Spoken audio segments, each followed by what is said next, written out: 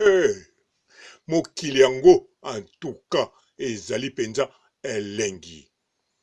Paola Lopez alongoli photo ya tigre noir.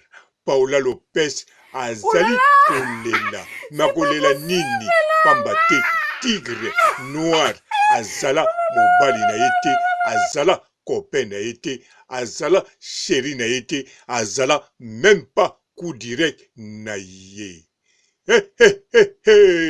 Mokili yango en tout cas eza penza elengi. Photo eke wapi. Mbote bapapa bamama bandeko. Mbote barando na barandonete. Mbote batoyo balingaka rando na ba oyo balingaka rando te. Mbote ba jeune garçon na ba jeune fille. Mbote bana mike na ba bébé. Mbote ba Sainte Anuarite, Sainte Thérèse, Sainte Ingrid, Kabongo. En tout cas, ezali somo. Paola Lopez. Paola Lopez amesana kolongola ba photo te. Amesana pe kotiaka ba photo te. Ba photo nyonso atiaka na Facebook na ye akalikilaka yango malamu.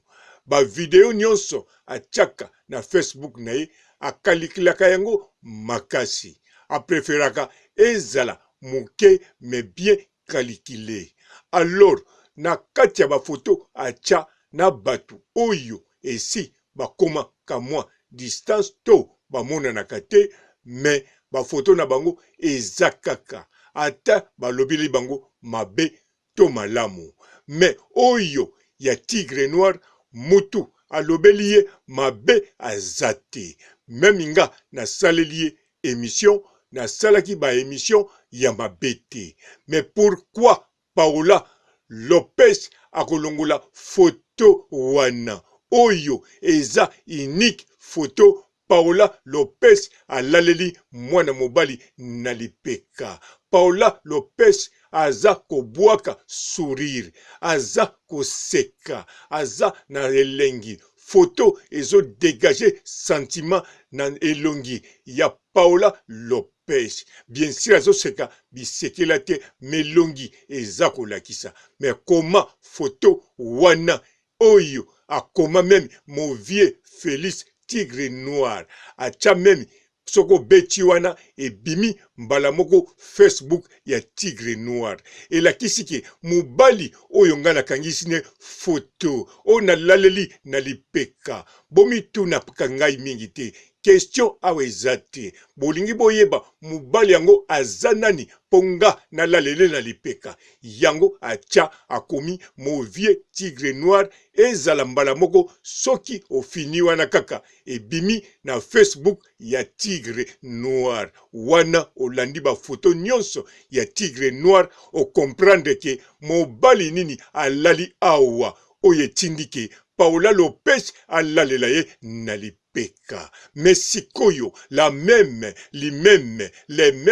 Paola Lopez alongoli photo le plus puissant na kata Facebook na ye. Likambo nini eza koleka, eloko nini ezoleka na Paola Lopez. Ndenge nini akomi mawa. Eloko nini baza mwasi na mobali te. Bazala copine te. Bazala bamakangu te. Bazala même pas coup direct oyo ezalaka bokutani na boîte bobini bosilisi bobimi 4h du matin kaka na kwe moko bopesani losako. Mais azala même pas wana. Mais likambu nini Paola Lopez oyo azalaka alenda na makambo etali mibali. Paola Lopez en tout cas likambo etali mobali aza na discrétion pe aza na stratégie na technique. Ozomona ke mwana mwasi oyo eske azanga basentiment, mwana mwasi oyo eske mobali oyo azalaka ne alingaka ye penza, eske mwana mwasi oyo azalaka penza na mobali. Soko ozotala Paola Lopez oza komituna ba question mais li même Paola Lopez atia photo ya mobali ya liboso na vi na ye na kati ya Facebook biso tomoni banda ya poto alaleli na lipeka ezali kaka tigre noir, tigre noir. Alors, mais comment photo kitoko bongo oyo eza kotia ye à l'aise soki batu batali Facebook na ye babengi ye balobi Paola tomola ki olaleli mutu na lipeka nani wana ya seki soko beti wana kaka okomona soka za nani babite si to betaki tomoni ba muscle tomoni ba tatouage tomoni la charisme explique biso za kaka nani wana Paola Lopez azako denda aningisi tolo on dirait nga bunda catch mais pourquoi li même Paola Lopez akoya kolongola photo wana ezali motema ya Facebook na ye nini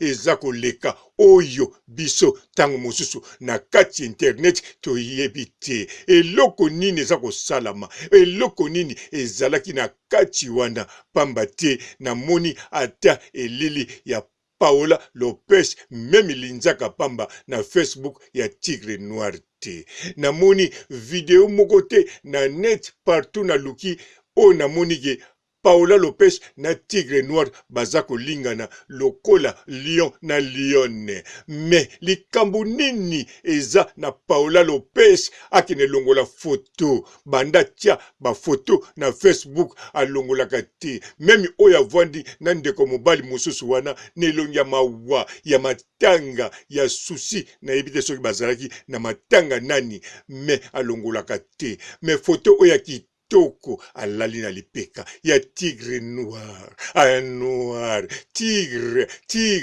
mais sikoyo alongoli yango na mosala nini en tout cas awa makambu nano esilite oyo ezakaka ebandeli ya histoire ya photo wana na kanisa tokoyeba na kanisa ba crezer o ba timola diamant bo continuer ko timola ponga vraiment nazana posa ya koyeba na yeba bien sûr nazana nga songi te mais na lingi na yeba pona loba makambo yo nazo yoka pe nazo mona nazakotala na sukisi awa botikala malamu.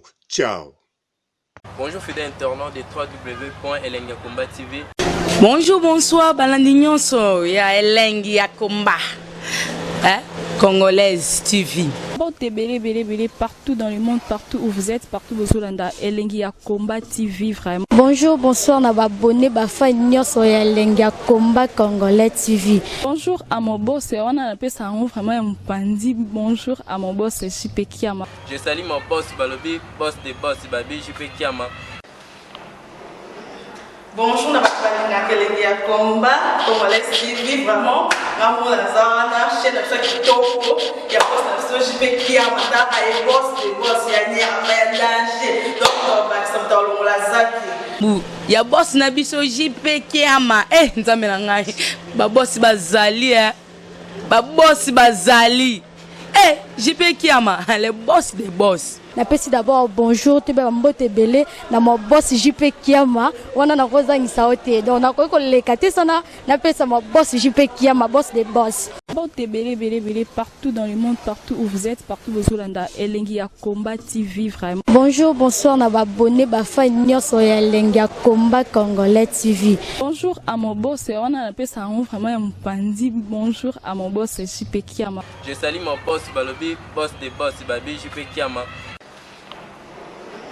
Bonjour, na Elengi Yakomba Congolais TV, vraiment. Maman Lazana, chaîne de chaque kitoko, ya boss na JP Kiama, ta ay boss des boss ya ni a danger. Donc ba ça dans la zaki.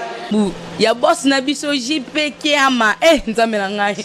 Ba boss bazali ba boss bazali.